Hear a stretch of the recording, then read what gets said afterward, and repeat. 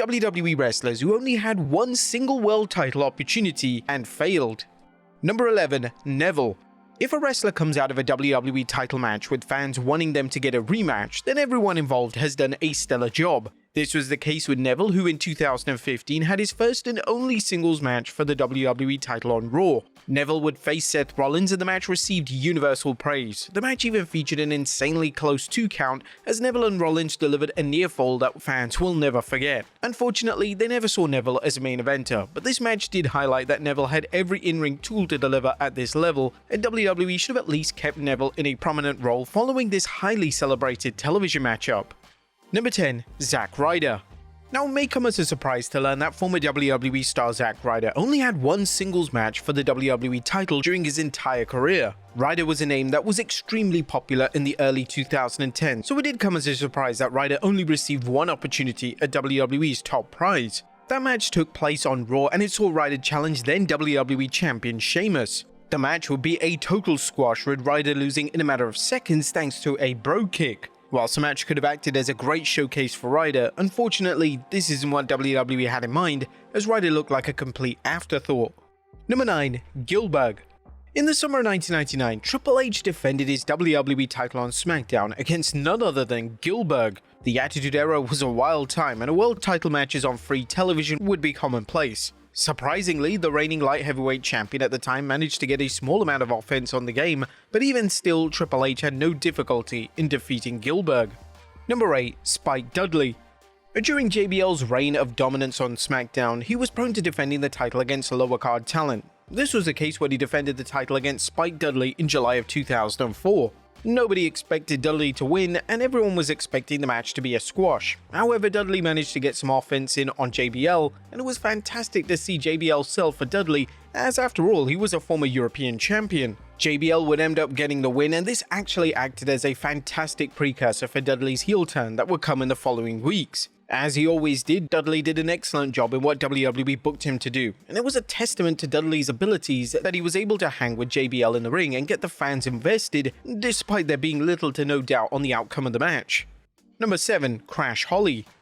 Crash Holly technically had 2 opportunities at the WWE title in the space of 7 days. However, due to one of them being on Sunday Night Heat and not on the 2 primary WWE shows, it's worth mentioning Holly's attempts to become WWE champion. Both times Holly would face Kurt Angle, and in the match on Raw, Holly had to face Angle with his arm tied behind his back. This match was notable because minutes into the match, Holly's arm became loose, so it turned into a standard match. Holly was incredible in the Raw match as fans came alive for his hope spots. Holly was without a doubt one of the most underrated babyface of the respective era, and he's definitely a name that should have been given more opportunities in WWE.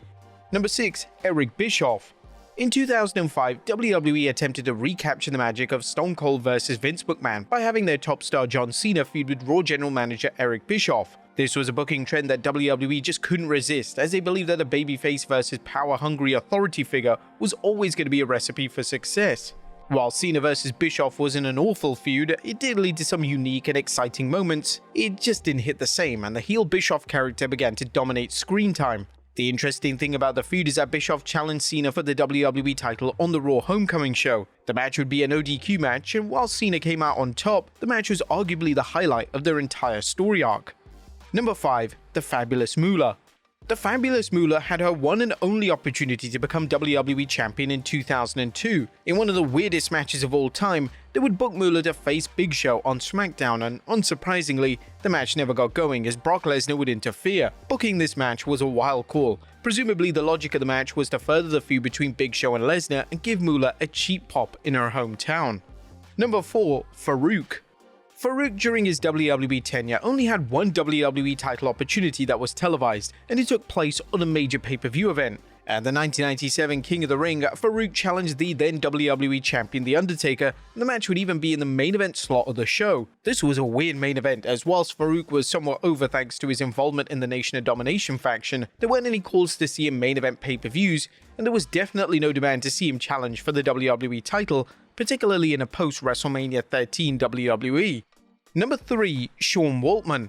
Shawn Waltman portrayed 2 distinct characters during his WWE runs, and both characters each received singles matches for the richest prize in the company. As a 1-2-3 kid, Waltman faced Bret Hart on Raw in '94 in an absolute classic, and the match was so good that some fans even cite it as the match of his entire career. But as X-Pac, he would face The Rock on Raw in 1998, and once again, he would be unsuccessful in his attempts to become champion. Interestingly, WWE would also book this exact match for the UK exclusive pay-per-view known as Capital Carnage. Due to the event basically being disguised as a house show on pay-per-view, a lot of fans don't consider the pay-per-view canon, which is ultimately hard to disagree with. Number 2. Brian Kendrick.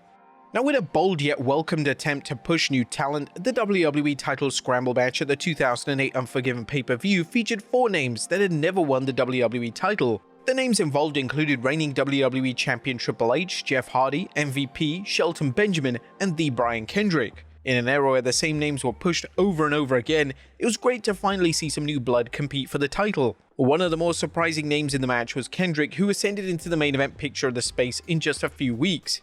Now, the crazy thing about Kendrick's involvement was that he actually won the WWE title in the match, but due to the rules of the scramble match, it doesn't get classed as an official reign. Kendrick's WWE push would come to an end in the weeks after the pay-per-view match, which was disappointing as Kendrick was a fun character that could have easily been inserted into the mid-card scene in the hunt for either the US or the Intercontinental title. But before we go into number 1, here's an honorable mention: the 1992 and 2016 Royal Rumble. Now, to date, 2 Royal Rumble matches have been for the WWE title, and this has been the only time that certain wrestlers have had the opportunity to compete for the prestigious gold. The first time this occurred was in 1992 when WWE delivered a bell-to-bell masterclass of a Rumble match, and although the match was eventually won by Ric Flair, the match managed to make numerous stars look incredible. The match featured names such as the Warlord, Skinner, Repo Man, and Jerry Saggs, all who were names that were not prone to receiving WWE title opportunities. But in 2016, Roman Reigns would be forced to defend the title in the annual matchup, and this time Triple H would make a surprise return to WWE programming to win his final ever WWE Championship. The match included names such as Tyler Breeze, Eric Rowan, and Curtis Axel. All of these names were talented, but they weren't names that fans ever expected to receive singles matches for the WWE or World title. There have also been battle royals for the top prize in WWE over the years, yet this video will solely focus on featured matches. The match has to be a match where the specific wrestler was billed as one of the stars of the match, so Rumble matches or battle royals unfortunately don't apply on this occasion. And number 1, Stephanie McMahon.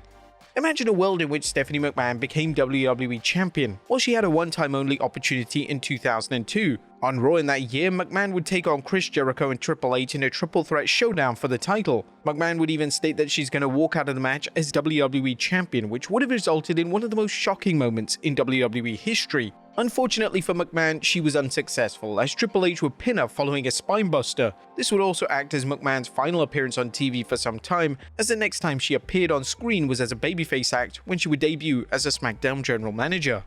But who should have been champion? Who should have won that one match? Let us know in the comments down below, and I'll see you next time with some more wrestling content.